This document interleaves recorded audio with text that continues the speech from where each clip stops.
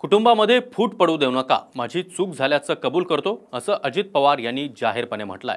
मंत्री धर्माराव बाबा अत्राम यांच्या कन्या शरद पवारांच्या गटामध्ये जाण्याच्या तयारीत आहेत। त्यावरून दादा यांनी भाग्यश्री अत्राम यांना बाबांसोबतच राहण्याचा सल्ला देत स्वतःकडून चूक झाल्याचं म्हटलंय। पाहूया त्याच संदर्भातला हा रिपोर्ट। घरामध्ये फूट पाडण्याचा प्रयत्न करताय, हे बरोबर नाही, समाजाला हे आवडत नाही। आम्ही पण अनुभव त्या ठिकाणी घेतलेला आहे। मी त्याच्यातनं मी माझी चूक मान्य केली।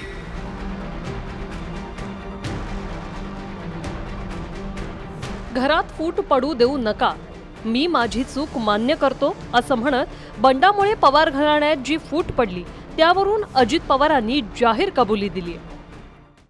वडिलांचं जेवढं लेकीवर प्रेम असतं तेवढं प्रेम कुणीच लेकीवर करू शकत नाही। आणि असं असताना तुम्ही त्याच्यामध्ये कुठंतरी घरामध्ये फूट पाडण्याचा प्रयत्न करताय, हे बरोबर नाही, समाजाला हे आवडत नाही। त्या संदर्भामध्ये आम्ही पण अनुभव त्या ठिकाणी घेतलेला आहे। मी त्याच्यातनं मी माझी चूक मान्य केली।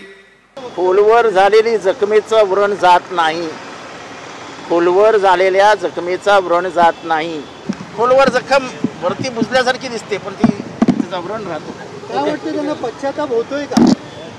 त्यांना माहित, मला माहित नाही। मी काय त्यांच्या मनात जाऊन ओळखणारा ज्योतिषी नाही। मला आनंद आहे की अजितदादांना गणेश स्थापनेच्या पर्वावर काही सद्बुद्धी किंवा त्यांचं, मला वाटतं की त्यांचं PR बघणारे काही त्यांना आता चांगले सजेशन देत असावेत किंवा सूचना आणि त्यांना गाईड करत असावे। हीच सद्बुद्धी त्यांना पक्ष फोडण्यापूर्वी आली असती आणि राष्ट्रवादी पवारसाहेबांच्या नेतृत्वामध्ये मजबूत झाली असती तर ही पश्चातापाची पाळी अजितदादावर आली नसती। अजित पवारांनी आधी काका शरद पवारांच्याच विरोधात बंड केलं आणि 40 आमदारांसोबत महायुतीत सहभागी झाले।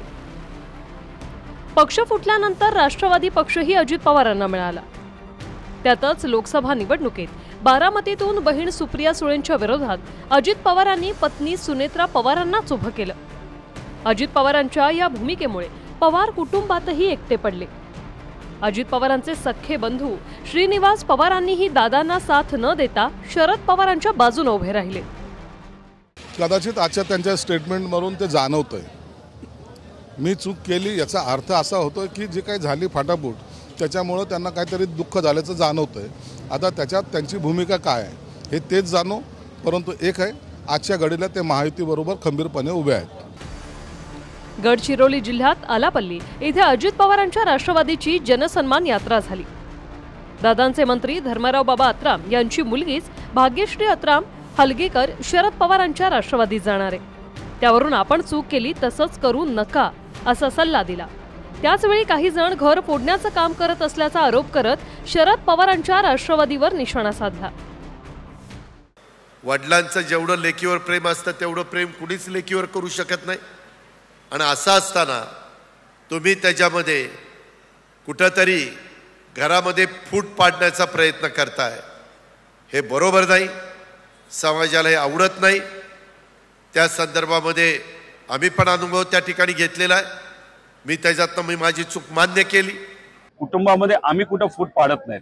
ताई ज्या आहेत कदाचित असं कळतं त्या पुढाकार तिथे घेत आहेत, पण कुठंतरी एखादं राजकीय स्टेटमेंट करण्यापूर्वी जे नेते, जे अत्राम साहेब आहेत, तुमच्या ज्या पद्धतीने त्यांच्या मुलीबद्दल ते बोलले आणि त्यांच्या मतदारसंघामध्ये त्यांच्या जिल्ह्यामध्ये जे काय आज चाललं आहे, गरिबाची अडचण जिथं तिथं वाढत चाललेली आहे, त्याबद्दल कुठेतरी सत्ताधारी म्हणून आपण बोललो पाहिजे। कारण तुम्ही सत्तेत विकासासाठी गेलेला आहे, त्यामुळे ती गोष्ट आणि त्या गोष्टीची जाण या सर्व नेत्यांनी ठेवली पाहिजे असं मला वाटतं। मंत्री धर्माराव बाबा अत्रामांनीही माझ्याच विरोधात मुलीला उभं करण्याचा डाव शरद पवारांच्या राष्ट्रवादीचा असून जी मुलगी माझी झाली नाही ती तुमची काय होणार अशी टीका अत्रामांनी केली। तसंच मुलीसह सर्व हलगेकर कुटुंबच नदीत टाकणार असा इशाराच अत्रामांनी दिलेला आहे। एक खुर्ची आहे, एक खुर्चीवर कोणाला बसायचं आहे ते बसत असताना मी माझ्या तलवार म्यानातून काढलेला आहे आणि माझ्या तलवारला दोन्ही बाजू धार आहे।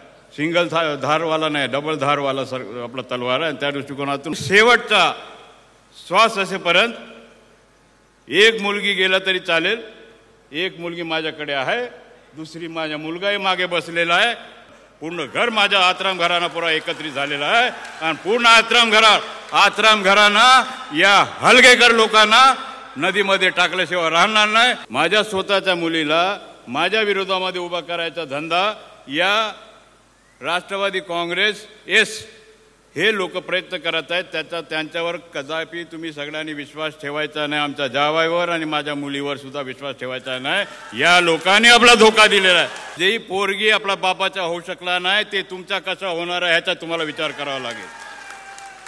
काय तुम्हाला न्याय देणार आहे लोकांना? म्हणजे जी व्यक्ती महिलांबद्दल आणि खास करून आपल्या स्वतःच्या पोटच्या मुलीबद्दल सुद्धा अशा पद्धतीने जो विचार करत असेल त्याची विचारसरणी कुठेतरी आपल्याला दिसून येते। त्यामुळे आता निर्णय शेवटी पवार साहेबांचा आहे। पवार साहेब त्या बाबतीत जे काही निर्णय घेतील। धर्माराव बाबा अत्राम शरद पवारांची साथ सोडून अजित पवारांसोबत गेले, मात्र त्यांचीच मुलगी भाग्यश्री अत्रामही वडिलांची साथ सोडून शरद पवारांच्या राष्ट्रवादीत जाणार आहे आणि अहेरी विधानसभेतून वडील विरुद्ध मुलगी असा सामना होण्याची दाट शक्यता आहे। गडचिरोलीहून सुनील ढगे आणि मोहम्मद इरफानसह ब्युरो रिपोर्ट TV9 मराठी।